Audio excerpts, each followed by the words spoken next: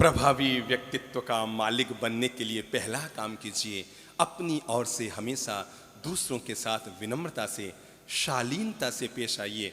अपनी ओर से हमेशा दूसरों के साथ मिठास से पेश आइए।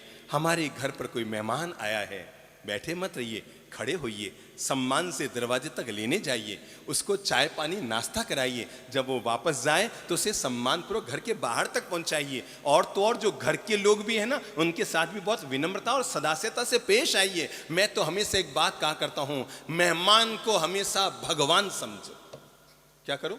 मेहमान को हमेशा भगवान समझो, ताकि वो दोबारा आए तो आपको भार न लगे। और घर के सदस्य को हमेशा मेहमान समझो, ताकि उसके मान सम्मान में कभी कमी न आए। अपन जितना मेहमान के साथ सम्मान से पेश आती है ना, घर वालों के साथ उतने सम्मान से पेश नहीं आते। मेहमान के, अतिथि का कोई बेटे ने अगर टीवी का कोई स्विच तोड़ दिया और वो उसे डांटे, हम कहते हैं ठीक है भाई, तोड़ दिया, कौन सी बुरी बात है। और हमारा बच्चा तोड़ दे तो एक जूता ठिकाने, साथ तोड़ दिया। यानी मेहमान के साथ हम मिठास से पेश आते हैं, पर घर वालों के साथ खटास से पेश आते हैं। मैंने आपसे अनुरोध किया, पहला काम कीजिए, विनम्रता से पेश आइए।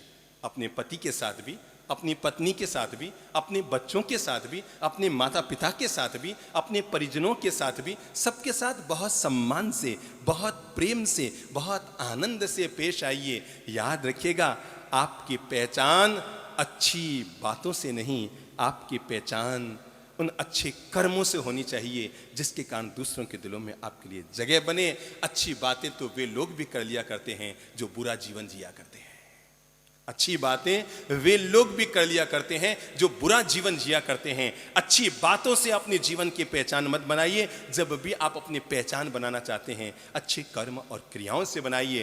पहला काम मैंने कहा, अगर दूसरों के दिलों में जगह बनानी है, विनम्रता भरा व्यवहार, मिठास भरा व्यवहार, शालीनता से बोलिए। अपनी पत्नी से भी सम्मान से बोलिए, अपने पति से भी सम्मान से बोलिए। अगर ये पति पत्नी आपस में विनम्रता के व्यवहार का विवेक रखें, परस्पर सम्मान की भाषा का उपयोग करते रहें, चार लोगों के बीच हमेशा एक दूसरे के लिए पॉजिटिव टिप्पणी करते रहें। हमारी दिक्कत ये होती है कि हम जब भी एक दूसरे के लिए बोलते हैं, नेगेटिव बोलते हैं। मैं अभी एक घर में था थोड़े दिन पहले ब्यावर में, तो मैंने निकलते निकलते, एक दिन हम उस घर में ठहरे, तो निकलते निकलते मैंने कहा भाई साहब, आपकी धर्म पत्नी बहुत अच्छी है, सीधी देवी महिला है। तो कहते हैं बाप जी 7 दिन साथ में ले जाओ, ढूंढते ढूंढते वापस पहुंचाने आओगे। मतलब लोगों की एक दूसरे के प्रति प्रतिक्रिया। अभी राजसमंद से 3 दोस्त आए हुए थे संबोधि धाम में, पैसे बैठे थे सामने। मैंने यूं ही बात में कहा, मेरी एक आदत है, मैं जब भी बोलता हूं किसी से सम्मान की भाषा ही बोलता हूं।